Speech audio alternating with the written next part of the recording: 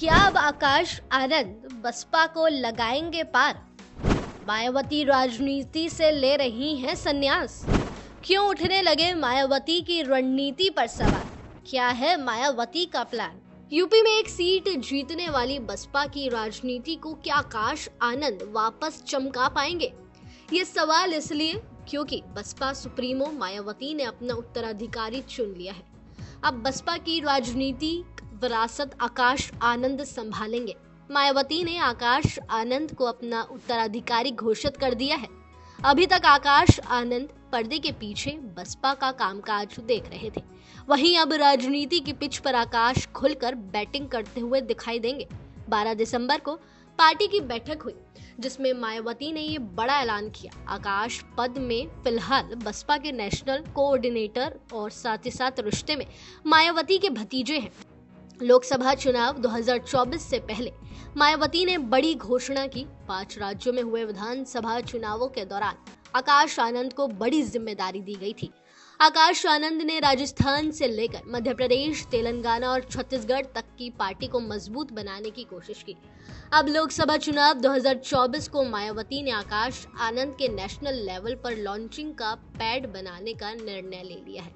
बसपा प्रदेश पदाधिकारियों और जिले के नेताओं की विशेष बैठक रविवार यानी 10 दिसंबर को की गई थी। मायावती ने बैठक में इस बड़ी घोषणा से हर किसी को हैरान कर दिया।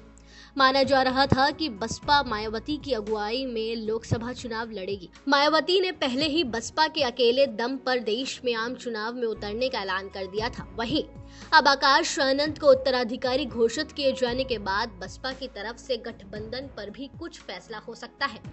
मायावती ने पार्टी के प्रदेश पदाधिकारियों की बैठक के दौरान अपने उत्तराधिकारी के संबंध में फैसला लिया। दरअसल राजनीतिक महकमे में लगातार इन दिनों मायावती की सक्रियता को लेकर सवाल उठता रहा है। वो पहले की तरह चुनावी सभाओं में मौजूद नहीं दिख पाती हैं। ऐसे में आकाश आनंद जैसे युवा चेहरे के पीछे खड़े होकर मायावती एक बार फिर बसपा को बहुजन समाज के बीच स्थापित करने की कोशिश कर सकती हैं। लोकसभा चुनाव 2024 में बसपा ने एक बार फिर अपनी ताकत बढ़ाने की कोशिश करती दिख रही है और इस बार मायावती ने आकाश आनंद को लोकसभा चुनाव में आगे किया। देखना ये होगा कि अब आकाश आनंद बसपा पार्टी को दोबारा स्थापित कर पाते हैं या नहीं। बसपा को 2017 में विधानसभा चुनाव में यूपी में 19 सीट, 2022 में सिर्फ 1 सीट मिली थी। 2014 के लोकसभा चुनाव में 0 सीट और 2019 में 10 सीट। बता दें कि 2024 के लोकसभा चुनाव में पार्टी 2019 से अधिक सफलता के लिए आकाश आनंद पर दांव लगाती दिख रही है। अब सवाल ये कि आखिर आकाश आनंद हैं कौन? चलिए आपको भी बता देते हैं। दरअसल आकाश आनंद मायावती के भाई आनंद कुमार के बेटे हैं। आकाश ने लंदन से मास्टर ऑफ बिजनेस एडमिनिस्ट्रेशन यानी कि MBA की पढ़ाई की है। मायावती उन्हें साल 2017 में राजनीति में लेकर आई। परिवारवाद के खिलाफ हमेशा बात करने वाली मायावती ने कभी अपने भाई आनंद कुमार को तरजीह नहीं दी, लेकिन विरासत की राजनीति को आगे बढ़ाने के लिए उन्होंने अपने भतीजे आकाश आनंद को आगे किया। मायावती ने साल 2017 में हुए सहारनपुर की रैली में आकाश आनंद को अपने साथ मंच पर लाया था, जिसे आकाश आनंद की पॉलिटिकल लॉन्चिंग मंच भी कहा जाता है। जिसके बाद से ही आकाश को मायावती के उत्तराधिकारी के तौर पर देखा जाने लगा और फिर रविवार को उन्होंने इस संबंध में बड़ी घोषणा कर ही दी।